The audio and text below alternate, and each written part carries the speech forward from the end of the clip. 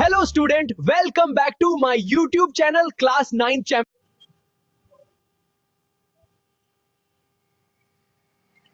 अब हम लोग समझें गतिकीय अवस्था के बारे में। ठीक,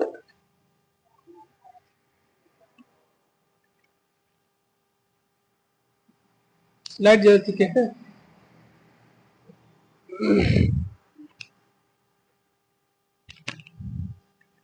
चलो आधा घंटा रिकॉर्डिंग और है, जो रिकॉर्ड हो जाए तो ठीक है, ना हो तो चलो गतिकीय अवस्था हेडिंग डालो।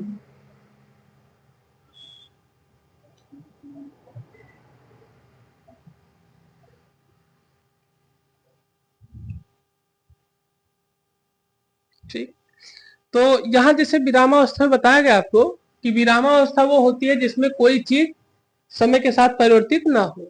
ठीक है, वो विरामावस्था में रहती है। और यही बताया जाता है गतिकीय अवस्था में, जो क्या कहा जाता है कि जब कोई वस्तु समय के साथ क्या कर रही हो, अपनी स्थिति में कोई परिवर्तन कर रही हो। ठीक है, इसमें यही है गतिकीय अवस्था में कि जब समय के साथ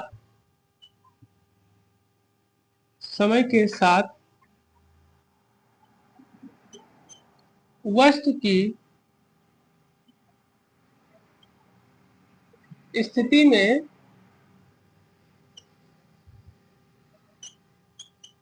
परिवर्तन हो। ठीक, जब समय के साथ वस्तु की स्थिति में क्या हो, परिवर्तन हो। ठीक है,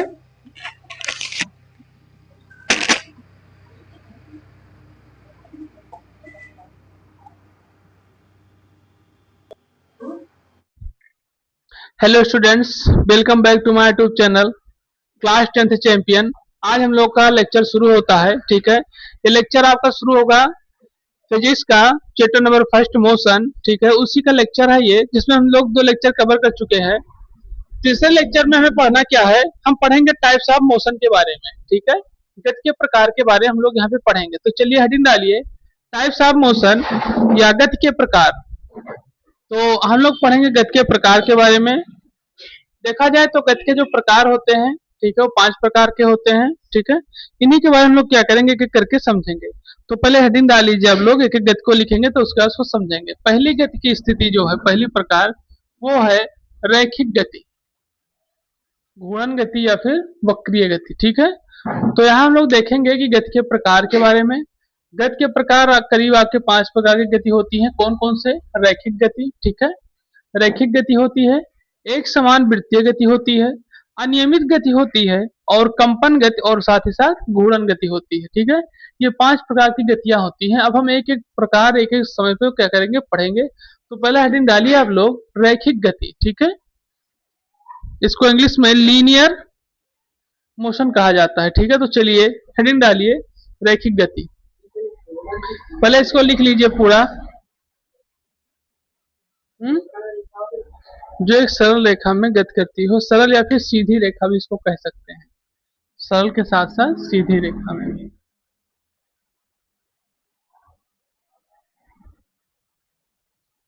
बताया रैखिक गति ऐसी वस्तु की गति जो एक सरल रेखा में गति करती है। ठीक है, मतलब ऐसी वस्तु की गति, ठीक है, जो एक सरल या फिर सीधी रेखा में क्या करती है, गति करती है। और इसको लोग समझेंगे, देखिए। ठीक है, और इसमें बताया यही जा रहा है, ठीक है, कि ऐसी गति जो एक सरल या फिर सीधी रेखा में गति करती हो। जैसे कैसे इसको समझेंगे, तो इसको समझने के लिए जैसे हम लोग ऐसे समझ सकते हैं, जैसे कोई सीधी सड़क पे, ठीक है, क्या कर रही हो, सीधी सड़क पे कोई कार चल रही हो। तो अब सीधी सड़क पे चल रही है तो रैखिक गति में कार्य कर रही है, क्योंकि सीधी भी है और सरल रेखे से गति कर। जैसे आप कोई बॉल लेकर के उसको लुढ़का दें, ठीक है, और कुछ समय तक वो सीधी गति में लुढ़कती रहे, तो भी एक तरीके से क्या होगी, रैखिक गति होगी। ठीक है, तो इस तरीके से बताता है रैखिक गति के बारे में। और यही व्यवस्था अगर देखी जाए कि किसी कहीं बहुत ऊंचाई से, ठीक, कहीं बहुत ऊंचाई से अगर किसी पिंड को गिराया जाए, कोई बाल हो या कोई पत्थर हो, तो भी एक तरीके से ऊंचाई से गिरती है तो एक सरल रेखीय पथ पर ही गिरती है। ये नहीं कि यहाँ ऊपर से गिराएंगे तो बीच में ऐसे ऐसे इधर उधर बैलेंस किया इस तरीके से करने लेगी, वो भी एक तरीके से सरल रेखीय गति पर ही क्या करेगी, परिपथ पर कार्य करेगी। तो इसलिए इसको क्या कहता है, रैखिक परिपथ, यानी कि जो एक तरीके से सीधी या फिर सरल रेखीय पथ पर क्या करती हो, कार्य करती हो। ठीक है, ये चीज बताया गया इसके बारे में। अब अगला हम लोग समझेंगे एक समान वृत्तीय गति। ठीक है, चलिए देखते हैं। देखो, अब यहाँ पर बताया जा रहा है हम लोगों को कि एक समान वृत्तीय गति क्या होती है। मतलब ये बताया जा रहा है कि जो एक तरीके से एक ही स्थान पर स्थिर हो, ठीक है, और एक ही स्थान पर स्थिर होकर क्या करे, गति करे। जैसे यहाँ पे बताया गया है ऐसी गति जो वृत्तीय पथ पर क्या कर रही हो, वृत्तीय पथ पर समान समय अंतराल। अब समय अंतराल क्या होता है? समय अंतराल वो होता है जो मतलब कभी भी परिवर्तित हो सके, लगातार मतलब वही चल रहा हो लेकिन कभी भी परिवर्तित हो सके। इसको समय अंतराल को डेल टी से व्यक्त किया जाता है। किससे? डेल टी से, ठीक है। और डेल टी को लिखा क्या जाता है? T2 माइनस T1, ठीक है। ये होता है आपका समय अंतराल। तो यहाँ बताया है कि समय अंतराल में समान दूरी तय करती हो, ठीक है।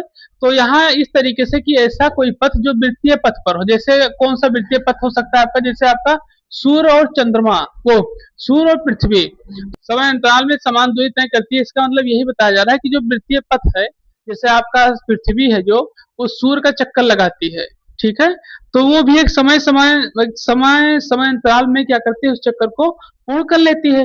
तो वो एक तरीके से एक समान वृत्तीय पथ पर क्या कर रही है, कार्य कर रही है, ठीक है। तो चाहे जितनी भी चीजें हैं वो जो एक तरीके से एक ही समय समांतराल में चीजों को पूरा कर लेती हैं, तो इस तरीके से एक समान वृत्तीय पथ पर क्या करती हैं, कार्य करती हैं, ठीक है। अब ये हो गया आपका दूसरा टॉपिक। अब इसका तीसरा हम लोग शुरू करेंगे, ठीक है। तो इसको एक बार और आप समझ लीजिए।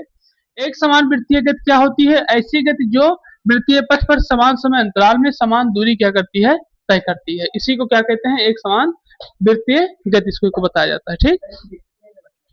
वृत्तीय मतलब यही होता है यहाँ पर कि ये जैसे सर्किल, इसी को सर्किल को वृत्त कहते हैं।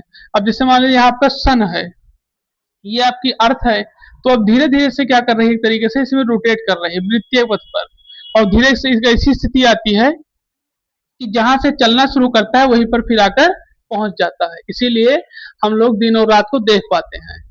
सूर्य कभी अस्त नहीं होता, बस सिर्फ पृथ्वी के घूर्णन के कारण से हमें पृथ्वी की परछाई अंधेरे के रूप में प्राप्त होती है, ठीक है। तो इस तरीके से बताया जाता है। ये हो गया आपका एक समान वृत्तीय गति। अब हम लोग फिर समझेंगे अनियमित गति के बारे में। चैनल को लाइक करें, शेयर करें, सब्सक्राइब और फॉलो करें।